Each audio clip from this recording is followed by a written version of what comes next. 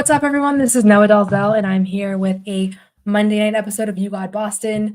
I know some of you are joining right after Bobby's preview with the Cavaliers. So we have the NBA Cup tomorrow, very exciting regular season matchup, so feel free to tune into that as well. For those of you that don't know me, my name is Noah. I cover the Celtics with CLNS Media, and I also write about the WNBA and about basketball for SB Nation, so you can check out all my work there. But yeah, I want to talk about a couple things today. I want to talk about Kristaps Porzingis and the big injury update that we received today, as well as just a couple other things. I spent most of my weekend in Maine, except for the fact that I was back in Boston for the Toronto Raptors overtime thriller, and have a lot of observations on some of the Maine guys as well. Watched Baylor Scheierman. I spoke with him. I spoke with the Maine Celtics coach. I love covering the Maine Celtics, probably maybe a little bit too much. So feel free to ask any questions on that as well. But I'll start with Kristaps Porzingis because I think that's what people are most interested in, and then we'll talk through Porzingis. We'll talk through Maine. We can talk Tatum's game winner and just Toronto and just how we're feeling about the team right now. And then any other questions you guys might have, feel free to jump in and ask. So we'll do a usual kind of run through episode. With Porzingis, so this is the first official update that we've gotten on him this year. And, we heard from the beginning of the season that things were going really well.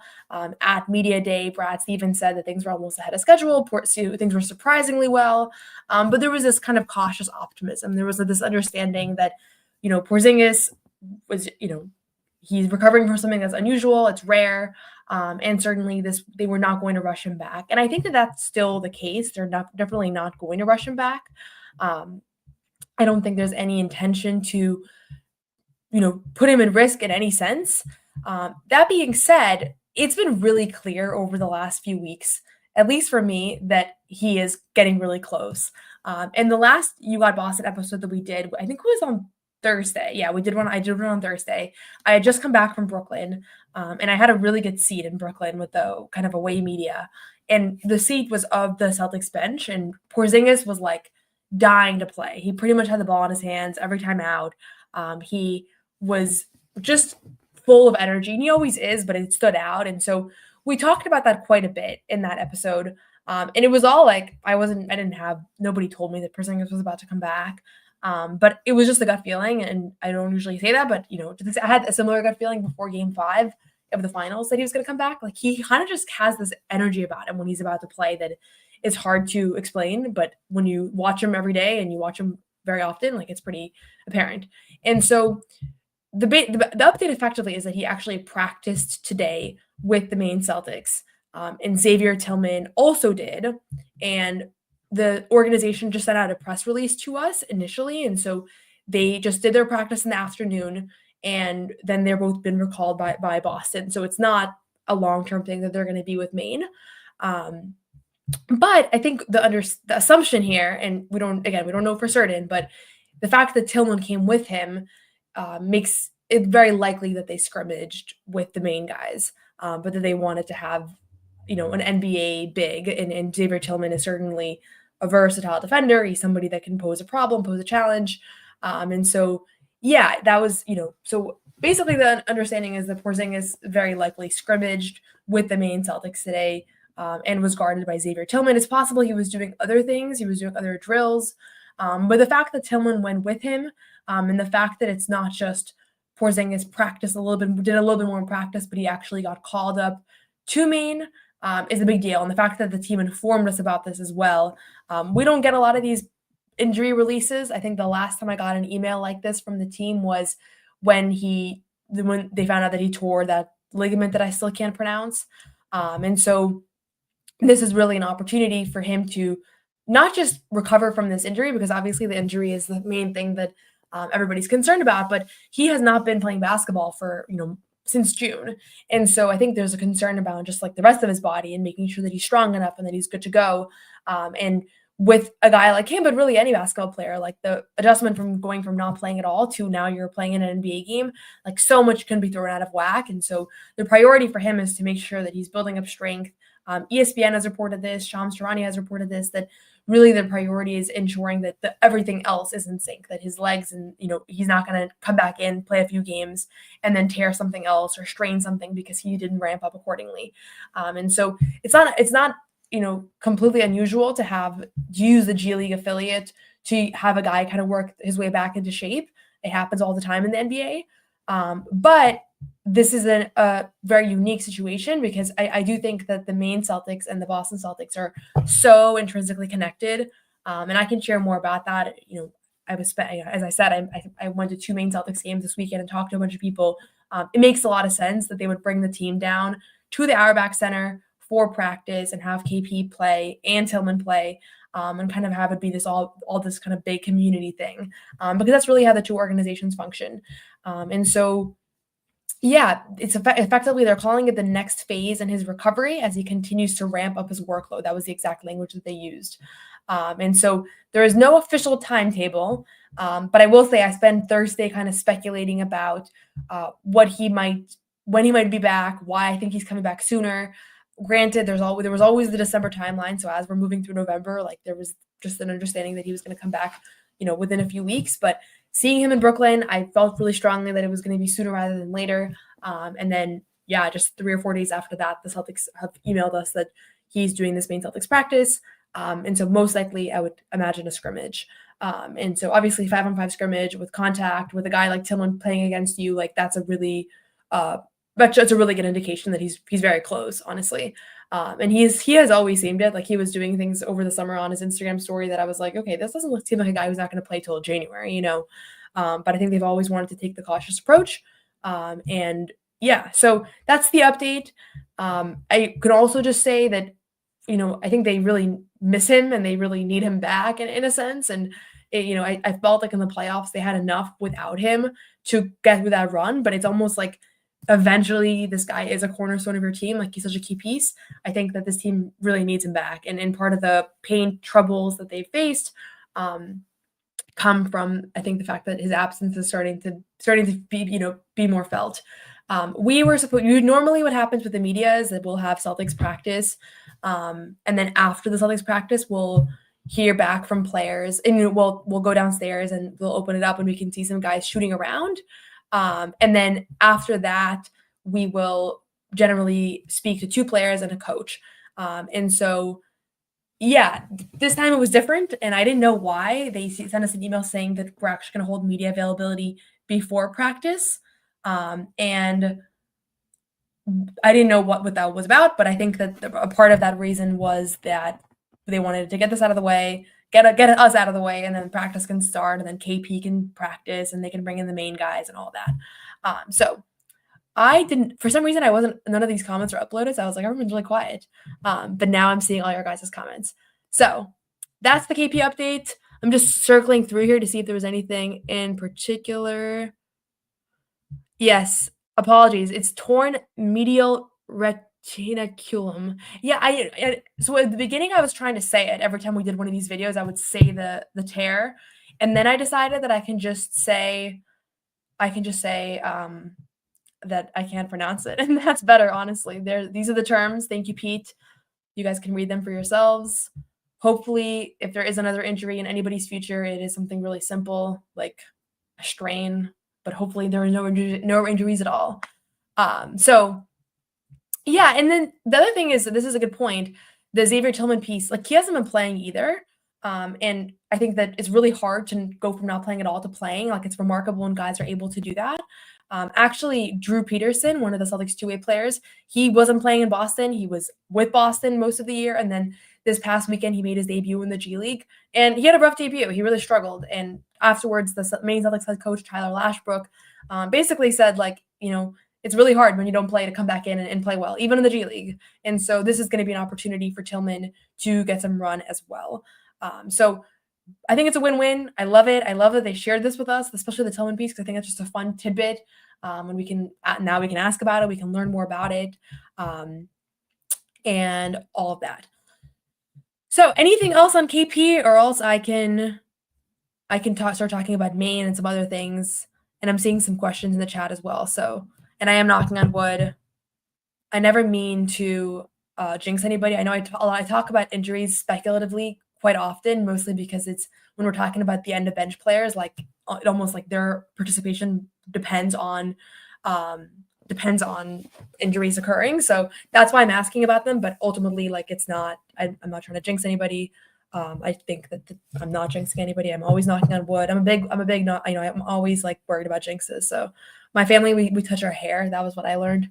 I don't know if anybody else is familiar with that. So, okay, before I get into my observations on Maine, I'll just run through these questions quickly. I got a bunch of questions about the city uniforms. They're okay, but I'm also like not one of the reporters or people that care about that stuff. So I know a lot of people have really passionate, strong opinions.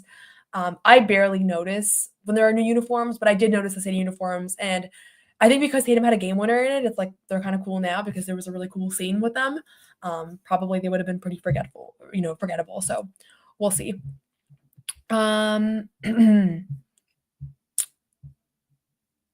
Yeah, and I think people are curious as far as timeline goes. Like December seems like it would be a very realistic time. I originally thought it would be around Christmas time, but I think it's going to be sooner now. So we'll see. Okay, this is a great question by Phil. What do you think the Celtics' issues are? What do you think is giving the Celtics issues with how easily opponents are scoring in the paint? I don't want to be like a mouthpiece for the organization and like just repeat what everybody's saying, but genuinely, I think an individual defense thing more than anything. Like I felt like in the last game, guards were letting people go past them, and then both Luke Cornett and Nemish Queta didn't play with the same force that we've seen both of them play at points. And so schematically, like Joe Mazzulla, the coaching staff, like they are going to allow players to get those easy shots, to get paint looks over threes. Like that's the philosophy. They're not going to waver even if a guy is shooting 14 of 14 from the floor. Like that's kind of Joe's thing, is that he's not going to make an adjustment in game to stray away from his philosophy defensively if he thinks that's still the most analytically sound thing to do. I think with the Raptors game, it went to an extreme because, we saw the paint, I think it was 78 paint points.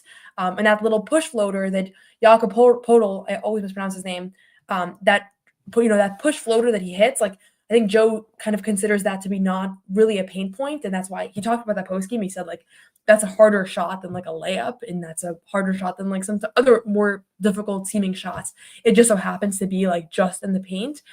So I get that's fair, but I think that in the main thing is just that guys just weren't playing with the defensive pride necessary, and we've seen down the stretch like the team has been able to get really key stops, and so I do think it's mostly an individual defense thing, and that sounds like a little bit of a cop-out. But Kristaps Porzingis can bail people out when people are out of position. He can bail people out just because he is such a towering rim protector. And I think right now they don't have like a band-aid for individual defense things. I think they really missed Drew Holiday in that last game, but obviously he's been playing outside of that game. So there's no one clear path. But I mean, we talked to Sam Hazard and Pritchard about it today, and they said it was really an effort thing and it was an individual thing, like every one guy. And that's usually the answer a lot of times, like with teams that have the defensive personnel that schematically have been sound for years. Like I do think a lot of times you go back and you're like, okay, this guy just got beat off the dribble and that threw everybody else out of whack.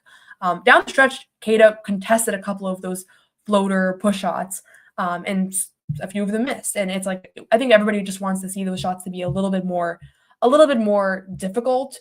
Not that they're going to be eliminated altogether. So and yeah, it's really good timing because I think everybody's seeing the reproduction stuff. The KP things are kind of aligned.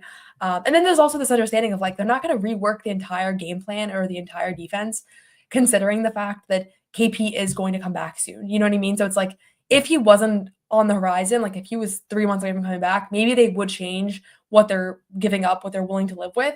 But I think that right now they're having Nimi kind of play in for Porzingis, and even if he's not as effective as Porzingis is as a rim protector, which right now he's not, like the reality is that Porzingis is coming back really soon. And so I think they're operating under that assumption. So question, yeah, this was just back on KP. Like, I don't think he's going to play any G League games. I think it's just going to be this one practice, maybe a couple practices, but I would be very surprised if they got him in a game. Because honestly, like, I think your injury risk is like, I would almost speculate that it's like higher in a G League game because people are a little more reckless.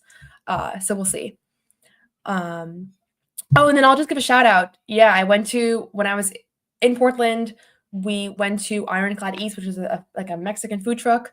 And I know it was one of How About Them Celtics regular listeners, it was their food truck. So Jack and I and Bobby, we went and we tried the food, and there was excellent vegan options. If you're ever in Portland, highly recommend. Just an aside here.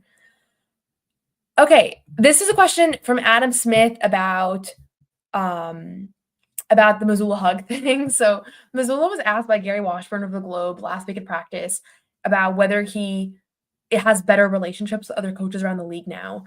And so he had said earlier last year, he said that he basically just doesn't hug. He doesn't, sorry, not hug. He basically doesn't have strong relationships with other coaches. He doesn't want to get close to them. He thinks it's like a psychological tell. He really made that clear. He said that that's not a priority of his. He doesn't want to have like buddy with these other coaches. And he was asked about that again after, now he's been head coach for 2 years. It's his third year now. And he basically said, yeah, it hasn't changed. He still wants to be cordial with everybody, but he's not going to have close relationships with people. And he specifically brought up Charles Lee, who is the now head coach of the Charlotte Hornets, who was obviously the assistant in Boston last year. I was in Charlotte. I saw Charles Lee. He was very nice to all the Boston media members. He has a couple assistants on his staff that are from Boston. And he basically said that Charles breached conduct by going into the Celtics assistant locker room and talked to the coaches and gave him a hug. And I think he was smirking a little bit. He was joking a bit, but I also think he was being kind of serious. Like he said, he told Charles at the beginning of the year, he's not going to talk to him all year. And you hear about players saying, like, I'm not going to talk to my friend during the series, like Tatum and Bam Adebayo have talked about how during the Miami Celtics series, they're not going to talk. They're not going to communicate. That's during one playoff series, though. What we're talking about here is like a whole other extreme. So Joe is basically telling Charles, it's not that we're not going to talk during the weekend that we're here playing you guys or during a playoff series. Like, we're straight up not going to talk with you guys at all, not talk to you at all during this entire year. So I think he was being serious. I think the thing about the hug, he said, he was asked, did you at least enjoy the hug? And he said no. Probably a little bit of a joke, but I think the anecdote about Charles Lee and him is accurate, and it captures the fact that he like the whole shtick of like he's only business and basketball. Like I do think it's genuine. You can love it, you can hate it. I think a lot of people love it right now, but yeah, I do think it's genuine. A couple questions here about Peyton Pritchard's thumb. We talked to him today. He didn't mention it. He seemed to be working out, doing fine. He's questionable with a thumb injury, so I think he'll play tomorrow. He talked about tomorrow and how he was really excited to play, and that it didn't matter to him if it was the NBA Cup or if it was a regular game or if it was 15-0 or 0-15, that he's always excited for these games. So it didn't sound like a guy that was not playing tomorrow. Sometimes they have little things they just put on the injury report. Even if he doesn't play tomorrow, I would not be concerned. It doesn't seem like a long-term thing at all. So I don't think they would have given us up. They would not have given him us to speak with if it was a long-term concern. Drew Holiday, for example, missed his knee thing last week, one game. Missoula already said he'll be back tomorrow, so also not a long-term concern. Okay, yeah, greetings from, I love seeing people from all over the country, all over the world, so hello to Greece. And then,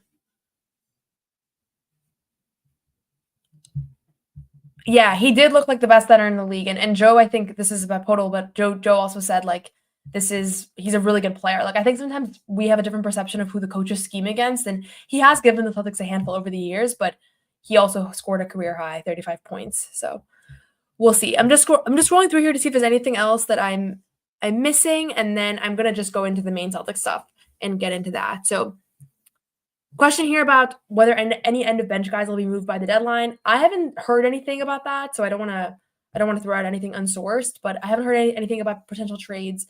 I will say, like, the one guy that really hasn't played at all is Jaden Springer, and he's he's a little bit more expensive than a zero contract guy. Like, he's in his last year here, so I could see him getting moved if somebody does get moved. He's always working hard on player development stuff, but if there's a plan to get him out, like if there's a plan to open up a spot, I would imagine he would be a top candidate. I don't know what his trade value is right now, and so it's nothing sourced, but that would be my guess. Like, if you tell me right now a player got traded, that he's my first guess. Okay. And then Okay, question about there's so many messages and I'm trying to read them all to make sure I don't miss any questions, so apologies for the slow pauses.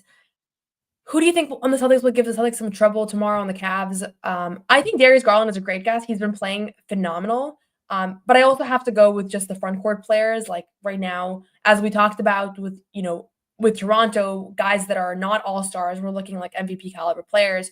So I do think that their all-star level front court of Jared Allen, Evan Mobley, like they're gonna give them some trouble. So it's almost a good thing that the pain stuff has happened before because it's not gonna catch them off guard. Like they very much know this is an issue and this is going to be the Cavs' strength. So I would say like the front court is going to be the biggest issue. But a guy like Darius Garland, like he was really not a big factor in last year's playoff series, but he's playing like a completely different player.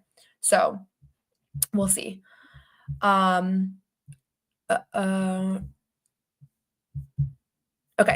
I just wanted to make sure I got through all these. Sorry, I'm really sensitive to not missing any of these comments because I so appreciate all of you for tuning in and asking questions or participating in the chat. So I don't want to like miss anything. So if I did miss your comment and you want it asked, feel free to just put it again in the chat so that I'm not just like reading the old comments.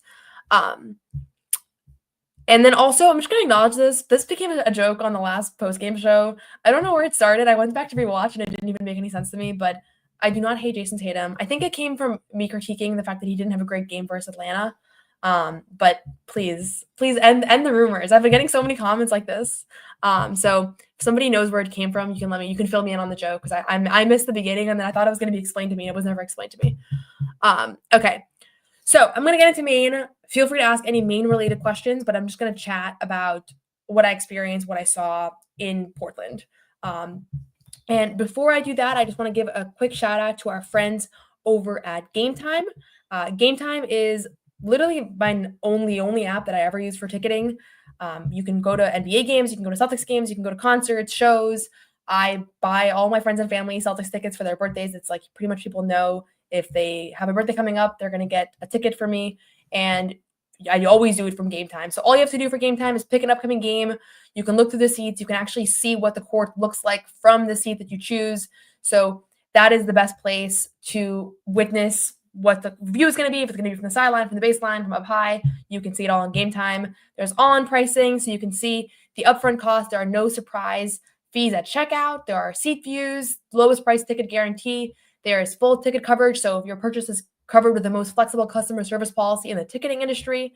And I can say I've had issues before where I accidentally bought the wrong thing. They've always really helped me, so I'm a huge fan of Game Time. All you have to do is download the Game Time app, create an account, and use code CLNS for $20 off your first purchase. Terms apply. Again, create an account and redeem code CLNS for $20 off. Download Game Time today. What time is it? Game Time. Okay, let's talk Maine Celtics. And speaking of Game Time, you can get Maine Celtics tickets. Super cheap tickets. I saw a lot of Boston Celtics fans that I recognize from Twitter that said hello to me. That I don't usually see at TD Garden because honestly, you can go to a Maine Celtics game for $20 and have a really great experience. So I went to the game on Friday. The Celtics got crushed. They lost by 30. They were down by as many as 50 at a point. And then I went to the game on Sunday and they won by 12 against the exact same opponent. So a very classic example of how basketball is just a crazy sport and two teams can face off and have wildly different wildly different results, despite having the exact same opponents. So the games are played at the Portland Expo in downtown Portland. It's kind of like a high school gymnasium. And I over-cover this team. Like I have a story out on Baylor Scheierman that I wrote this morning for Celtics blog. You can check that out. I am a huge fan of his as a person. He was great to talk to. That was the first time we've heard from him since preseason. So it was great to just hear him reflect on what the last few weeks have been like. And I cover a lot of Maine Celtics guys. I had a story on JD Davison earlier this weekend as well. So you can check that out. I guess I can throw that in here as well. But yeah, I mostly cover them because honestly, I think there's just not that many stories on these guys. And so if people want to learn about them, there's not as many places to go. Whereas I know like you're always going to get your game story on Jaylen Brown and Jayson Tatum and all those, the top shelf guys. So here's the JD Davison piece. So feel free if you want to save or read either of those later and kind of hear more about how either of those guys are doing, you're welcome to. But my thoughts on just watching this team is JD Davison is an elite G League player. And that's a caveat on G League because obviously we haven't seen him do this at the NBA level yet. But he's just dominating the game. He's a phenomenal, playmaker. He's been super efficient on offense, and he's really established himself as like a superstar in the G League. And I wrote the article, this Maine Celtics article. It was called "J.D. Davison is already a Maine Celtics legend, but he wants more." And a couple of people clowned me and were kind of like, or clowned him and were like, "Maine Celtics legend, like what a nightmare." And I think that I understand what people are saying when they say that. Like, nobody's goal is to be a G League legend, like end goal.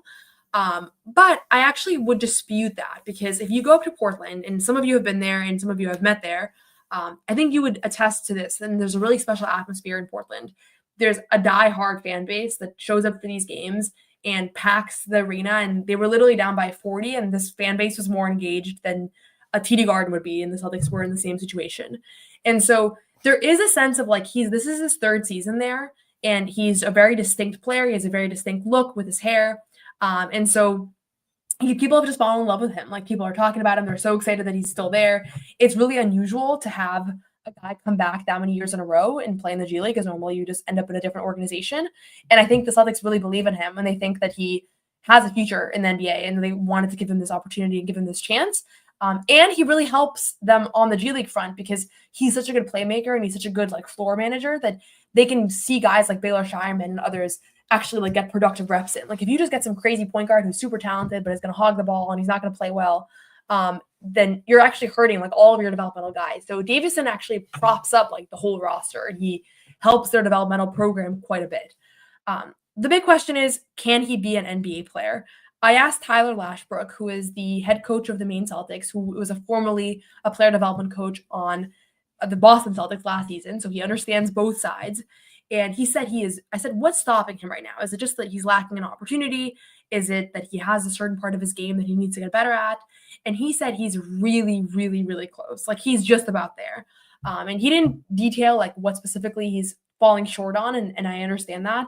I can say from my vantage point, like I do think defensively he's undersized, and he's not like a Pritchard level defender. And I think if you're undersized, you need to be elite at guarding the ball, full court, doing the other things. And so, yeah, I think with JD, like he's super close.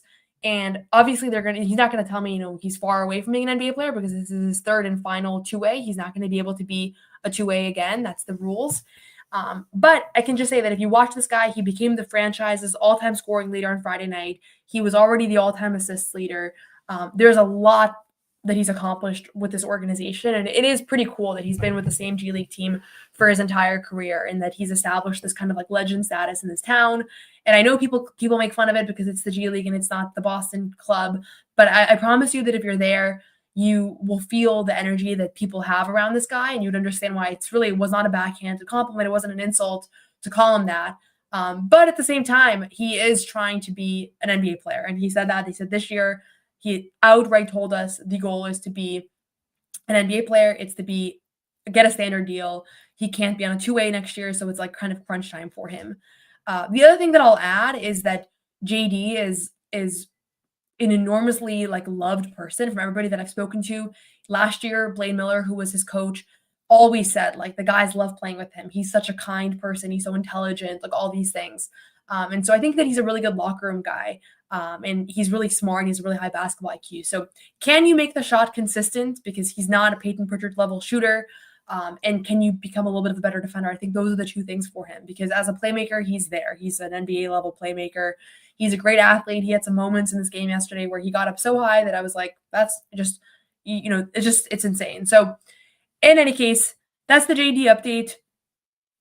You can read the full story there. I'll also give a little bit of a Baylor Scheierman update, but feel free. There's a Jaylen Brown question I'm seeing. Feel free to ask the Jaylen Brown question. There is no chat equivalent. Honestly, not to be like, you should be annoying, but if you ask the question like more than once, and I'll definitely see it. So not to encourage everybody to like copy and paste the same thing, but feel free to ask your Jaylen Brown question. Other thing I'll say about Maine while you get that queued up, Maine is just, it's a very unique situation with Boston and Maine that the two organizations are super connected. Like there's really not a difference between the two. And I think something that I would say is, like, you might look at a guy like Baylor Scheierman and say, why is he coming off the bench? he's coming off the bench because he's going to be coming off the bench in Boston. They're running the same plays. They're running the same actions. They're using the same verbiage. So everything in Maine is like, it's a direct like extension of what's happening in Boston. And I think this Kristaps Porzingis thing is a perfect example of that, where Kristaps Porzingis is now practicing with Maine tomorrow, because it's not like some random developmental team. Like it's exactly like an extension of Boston. And Tyler Lashbrook was on the Boston staff last year. He understands the situation. Joe Mazzulla was sitting courtside at the Maine Celtics game alongside all of the assistants. So on their one day off, in a very busy 82-game schedule, they went up to Maine and they watched this game. And Joe Mazzulla was locked into this game. He didn't clap. He wasn't looking to the side. He wasn't chit-chatting. He wasn't on his phone. He was watching this game like he was locked in. And I asked him about it at practice today.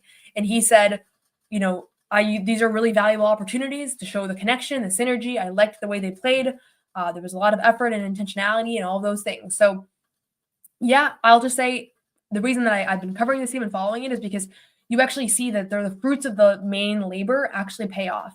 Sam Hauser was a guy in Maine. Luke Cornett was a guy in Maine. Jordan Walsh spent all of last season in Maine. Mia Shiketa spent a lot of last season in Maine. So that's 4 rotation players that are in Boston right now that are really impactful, that we talk about all the time, that have their roots playing in the Portland Expo. And so when a guy like Baylor Scheierman is told, like, hey, there's a pathway forward for you, you can be an NBA player, you can be a rotation player on the Celtics, like, it's all coming from the fact that there's already a history of this. Sam Hauser's done it, and he signed a $45 million deal this summer. So it's not one of those things where it's like, oh, like, you play in Maine and like maybe one day you'll get an opportunity. It's like, no, there's actually a really clear blueprint. And it's something that I talked to Tyler Lashbrook about, and he said it's the first thing we tell these guys when they get up here is that this has been done before. We go over all the player success stories, and then we explain to them what they need to do to get there.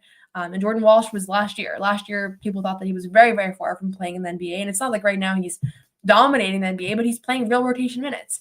And so it's one of those things. It's like, it's kind of like when people hire from internal, like if you work at a company and they hire the interns, all the interns know, like, hey, if I do a good job here, they actually have a full job, in this field, and you can actually get hired.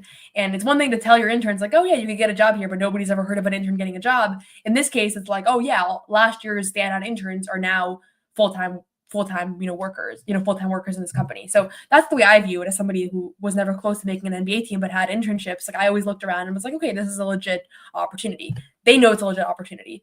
Baylor Scheierman knows he's killing it in Maine. He plays so hard. Sometimes on TV and even sitting high up where I sit in TD Garden, it's hard to tell these little things. But sitting in Maine, I sit in the front row. Like, he was everywhere, all over the glass, diving on loose balls. Like, you gotta love the way he plays.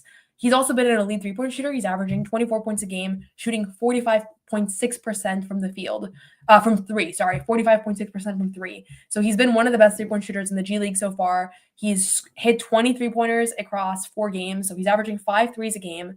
So everything's translating to the G League right now. And that doesn't mean that there's not going to be a learning curve for the NBA, but the shot just didn't fall in Boston in preseason. I don't think it's a reflection of him not being a good shooter. He was hitting some NBA threes with a guy right in his face yesterday. So there's no reason why those shots aren't going to be able to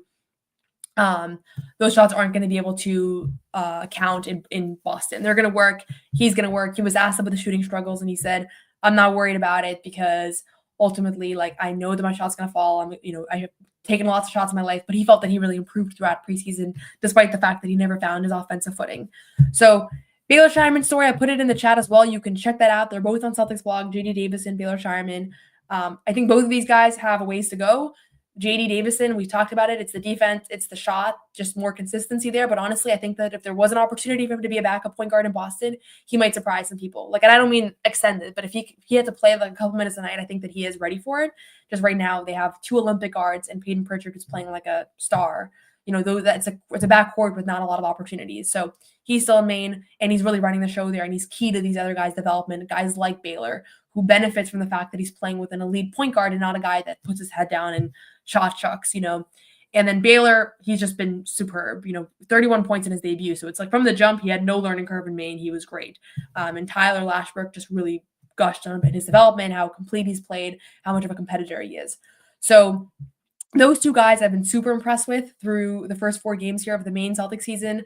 I'm going to keep going up to Portland when I have the opportunity to. It doesn't always work out because there are a lot of times where Maine overlaps with Boston. Like next week, for example, I'm going to be in DC covering the Celtics Wizards game, and I'm not going to be at the Portland game at home.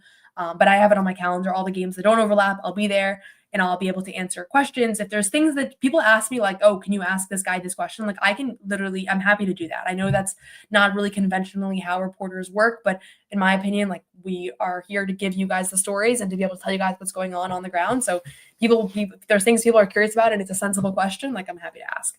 And so don't send me any crazy questions because I won't ask any crazy questions, but I will ask smart questions that make sense. Like, people were curious about Jaylen Brown's shoes and Pritchard wearing them. And so I asked those questions, that was DMs from fans that wanted to know. So always happy to do that. And thank you, Pete. Please like the stream. You can like and subscribe to my channel, You Got Boston. So if you're watching this on CLNS, which I think most of you are based on what I'm able to see right now, if you could just search my name and on YouTube, Noa Dalzell, first thing that'll come up is You Got Boston. Just subscribe. It's just good for me to have all my things on there and just to have all the listeners on that channel as well. So those are the main updates. If there are any other main questions, feel free to ask. I see I'm seeing that there are some questions here.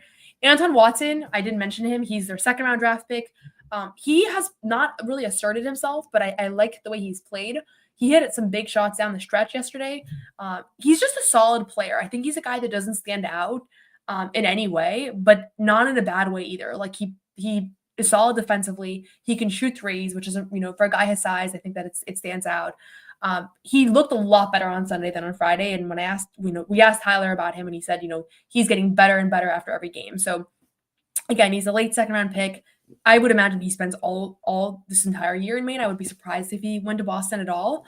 But again, in Maine, they're learning the coverages that they execute upon in Boston. So it really helps that he's there. It's not like he's on some random G League team and then they pick him up. Like, there's a huge advantage in being on the Maine G League team. And the crowd is phenomenal. I love it. I love the fact that, I think sometimes ticket prices, when they're cheaper, you have more like normal people, diehard fans, and therefore the crowd is more loyal. And then with, sometimes like playoff games, the NBA Finals games, suddenly you have like a really corporate crowd with like not real fans. That's not always the case. Obviously, real fans also go, but sometimes those guys get diluted. So it was cool to see just a pure diehard crowd. And I saw a lot of people taking photos with Missoula. The Larry O'Brien trophy was also there yesterday, so that was cool. Just another perk for people that made the trip. They could take a photo with the trophy. And the coaching staff was all with it. It was really cool. So, and I personally wish the team was called not the Maine Celtics. I wish it was called like the Maine Red Claws, which is what it previously was, just because it's really hard to write about them and constantly say, oh, he's on the Celtics. Oh, the Maine Celtics. I wish I could just determine, he's with the Red Claws tonight or he's with the Celtics. That's like the only reason. I think the continuity is pretty cool that it's all one thing. I can also say every single full-time staff member with the Maine Celtics got a championship ring.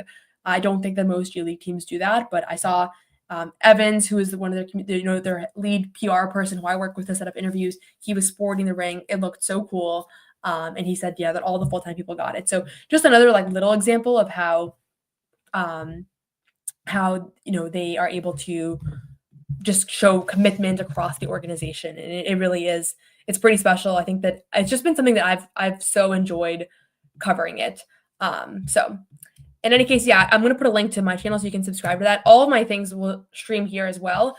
It's more just so that I want people to know that if they miss an episode and they want to catch it, like, the only thing on this channel is just my podcast. So, yep. Okay. That's the link. Thank you all. I see some questions here about the Jayson Tatum travel. So Tatum had an incredible game winner after the overtime. So he missed the one at the end of regulation. Everybody remembers that shot, clanked off the glass. Really awkward shot. He got so open that I think it honestly threw him off. Then in overtime, Tatum takes a shot and nails it. And it was a much more difficult shot. It was very ironic. Jaylen Brown had fallen over, so the play was kind of broken, and he hits it. And we save us from watching double overtime, which was great because it was very late, and I was going to Maine the next day. So I was like, thank you, Tatum, for making our night a little bit earlier. But it was a really special shot. Always just incredible to be in the building, especially at home for a game winner. And yes, the next day, the last 2-minute report came out. It was considered a travel. And it was it would have been a travel. And the last 2 minutes report also said that Jaylen Brown was fouled on that last play. And so, both of those calls were wrong. I will say I read a lot of the last 2-minute reports, and like they literally say every single call is wrong. Sometimes it feels like they will outline, oh, they missed the travel, they missed the foul, they missed this. It's like, okay, there's like 40 mistakes in the last 2 minutes. Like, what are we doing about this? You're just telling everybody that they're wrong. I almost don't even really get why they do it. That being said, yeah, it was a travel. In real time, I definitely didn't know it was a travel, but when upon the rewatch, it was obvious that he changed his pivot foot, and so I get it. Julius Randle hit a game winner last night. Guess what? That was also considered a travel today on the last 2-minute report. If you look at a lot of these superstar shots, a lot of them end up being travels. The NBA has a traveling problem. Whether or not they think it's a problem, they let players get away with travels all the time. So to me, like, it's completely irrelevant that it was on the last 2 minutes report, because all of these plays this happens literally all the time. Like, so many of these shots throughout the game would be considered travels if they went back and looked at them. They just don't call them in real time. They call like very egregious, kind of awkward travels. It's almost like when the guy realizes they traveled and they almost like have a guilty face is when the refs blow the whistle. So in any case, Julius Randle got one yesterday. I did not see the same buzz around his last 2 minutes. So yeah, I would say that I don't know why they like made the Jayson Tatum one such a big deal. Like, I saw every single media account like aggregated it and was like, Tatum traveled. And so I don't know. I haven't been online yet because I've been on here, but I don't think I'm going to see the same stuff with the Julius Randle play. But in any case, it's not a huge deal either way. The game winner counts. It's his first game winner in a couple of years at the buzzer. So it was very fun. And why do they have the last 2 minutes report? I have no idea why they have it. I really don't know why they have it. I think it's some sort of accountability thing, but it's really confusing. Yeah.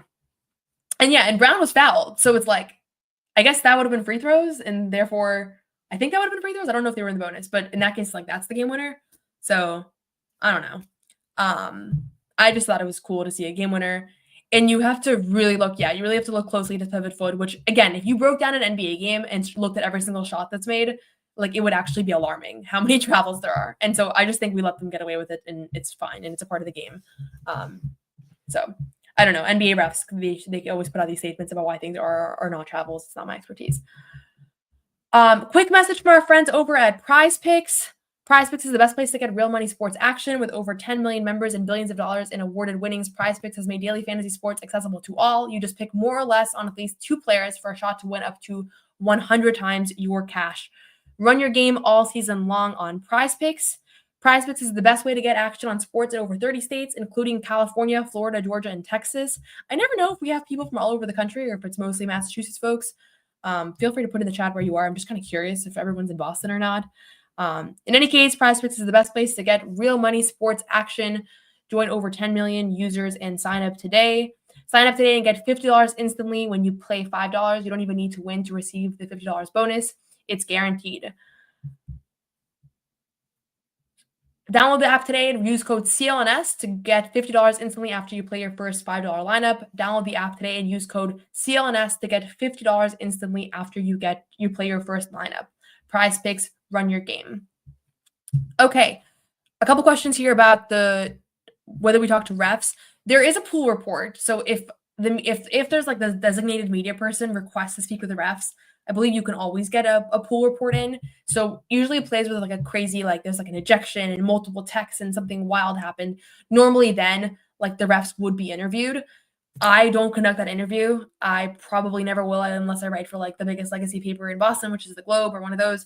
So I don't know exactly like when they determine they do or they don't, but when they do, you get that report out and then the media can use that. So at that game, for example, there was no pool report because there was no big controversy. Nobody was like, that's a travel. Like, we needed the refs to get involved, but if there was like a really controversial call at the end where everybody's all pissed off about it, like, that's the kind of call that normally we would hear from people. So in this case, I don't think people even realized. Interesting. We got Virginia, we got Hawaii, California, Philadelphia. Very cool. Okay. So I'm going to wrap it up there. I super enjoyed this again. Thanks to you all so much. Very active participants in the chat box today. Lots of viewers, which is fun. I mean, I do these anyways, but sometimes there aren't as many people on. Recently, there's been a lot more. So really appreciate all of you for tuning in. Tomorrow, Celtics play the Cavs at home at 7 o'clock. It's a national TV game. It's going to be, I think, the best game of the regular season so far. Hopefully it's a good game because There's a lot of hype around it, but 15-0 Cavs team playing the defending champions, good as it gets, 2 elite teams. I'll be at TD Garden covering that game. I will also be on the post-game show for CLNS afterwards, so we'll talk about everything that we watched, went down. And then on Wednesday, I'm going to D.C., and on Thursday, I'm going to hopefully be at the White House covering the Celtics meeting the president for the championship celebration. So big week ahead. We'll be in D.C. for the White House visit and then also for the Wizards game on Friday. So follow along. You can follow me on Twitter, on Blue Sky. I'm on there as well. You can follow me on Instagram. I don't really post as much over there, maybe like one thing a day, so not as exciting. But I'll do a show from DC just to kind of share everything that's been on the ground. But thank you all so much for tuning in. Again, subscribe, check out the articles on Celtics blog. Anything else you need, if you want to communicate, feel free to message me on Twitter, whatever else, questions, comments, concerns, and share the channel, share the podcast. I'm trying to get the word out to as many people as possible. Okay, everyone, have a good day. Bye-bye.